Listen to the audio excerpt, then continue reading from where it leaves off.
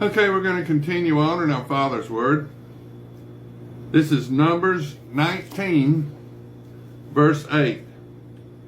And the one who burns it shall wash his clothes in water, bathe in water, and shall be unclean until evening. Then a man who is clean shall gather up the ashes of the heifer and store them outside the camp in a clean place.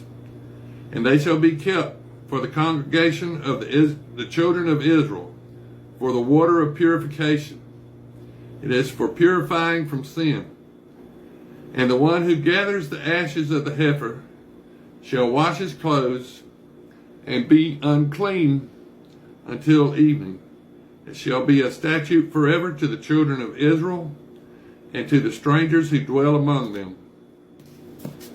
He who touches the dead body of anyone shall be unclean 7 days. He shall purify himself with water on the 3rd day, and on the 7th day, then he will be clean. But if he does not purify himself on the 3rd day and on the 7th day, he will not be clean. Whoever touches the body of anyone who has died and does not purify himself defiles the tabernacle of the Lord. That person shall be cut off from Israel. He shall be unclean, because the water of purification was not sprinkled on him. His uncleanness is still on him. This is the law when a man dies in a tent. All who come into the tent and all who are in the tent shall be unclean 7 days. And every open vessel which has no cover fastener on it is unclean. Whoever in the field touches one who is slain by a sword, or who has died, or a bone of a man, or a grave, shall be unclean for 7 days. And for an unclean person, they shall take some of the ashes of the heifer burnt for purification from sin, and running water shall be put on them in a vessel.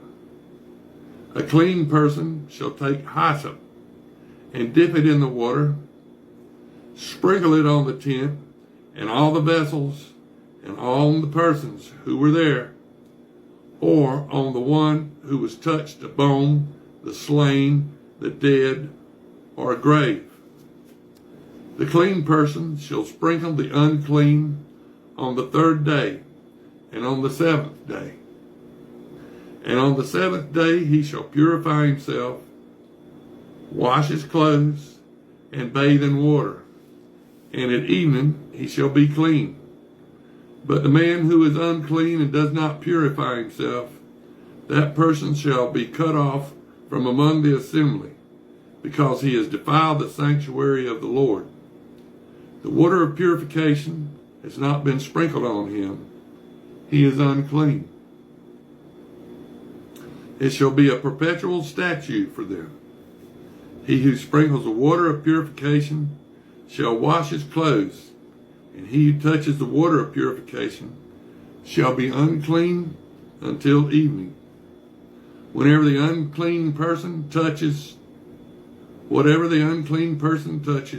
shall be unclean, and the person who touches it shall be unclean until evening. Now this is Numbers 20. Then the children of Israel, the whole congregation, came into the wilderness of Zin in the 1st month. And the people stayed in Kadesh. And Miriam died there and was buried there. And there was no water for the congregation. So they gathered together against Moses and Aaron. And the people contended with Moses and spoke, saying, If only we had died when our brethren died before the Lord. Why have you brought up the assembly of the Lord into this wilderness, that we and our animals should die here? And why have you made us come out of Egypt to bring us to this evil place? It is not a place of grain or figs or vines or pomegranates, nor is there any water to drink. So Moses and Aaron went from the presence of the assembly to the door of the tabernacle of meeting, and they fell on their faces, and the glory of the Lord appeared to them. And then the Lord spoke to Moses, saying, Take the rod, you and your brother Aaron, gather the congregation together. Speak to the rock before their eyes, and it will yield its water.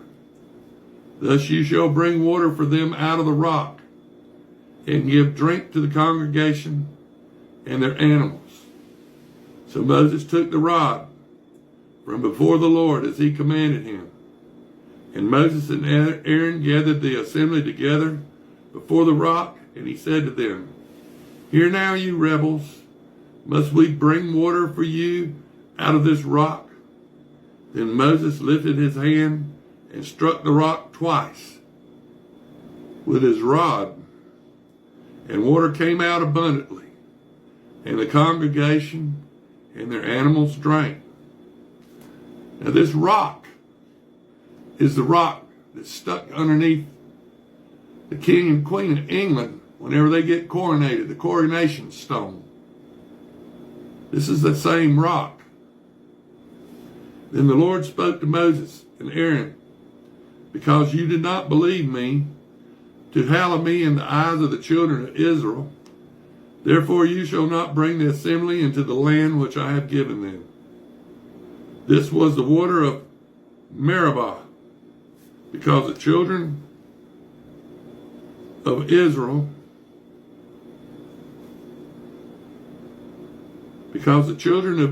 contended with the Lord. Meribah means contention, and he was hallowed among them.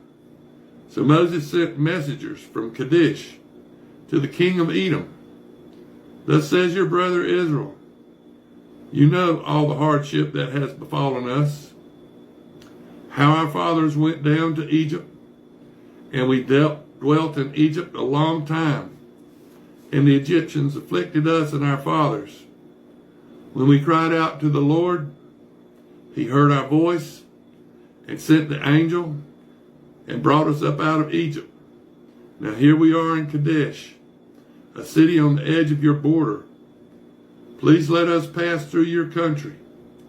We will not pass through your fields or your vineyards, nor will we drink water from your wells. We will go along the king's highway. We will not turn aside to the right hand or to the left until we have passed through your territory. Then Edom said to him, You shall not pass through my land, lest I come out against you with a sword. So the children of Israel said to him, We will go by the highway, and if I or my livestock drink any of your water, then I will pay for it. Let me only pass through on foot, nothing more. Then he said, You shall not pass through. So Edom came out against them with many men and with a strong hand. Thus Edom refused to give Israel passage through his territory. So Israel turned away from him. Now the children of Israel, the whole congregation, journeyed from Kadesh and came to Mount Hor. And the Lord spoke to Moses and Aaron in Mount Hor, by the border of the land of Edom, saying, Aaron shall be gathered to his people, for he shall not enter the land which I have given the children of Israel, because you rebelled against my word at the water of Meribah. Take Aaron and Eleazar his son, and bring them up to Mount Hor, and strip Aaron of his garments, and put them on Eleazar his son. For Aaron shall be gathered to his people and die there. So Moses did just as the Lord commanded, and they went up on Mount Hor in the sight of all the congregation. Moses stripped Aaron of his garments and put them on Eleazar his son. And Aaron died there on the top of the mountain. Then Moses and Eleazar came down from the mountain. And when all the congregation saw that Aaron was dead, all the house of Israel mourned for Aaron, for 30 days.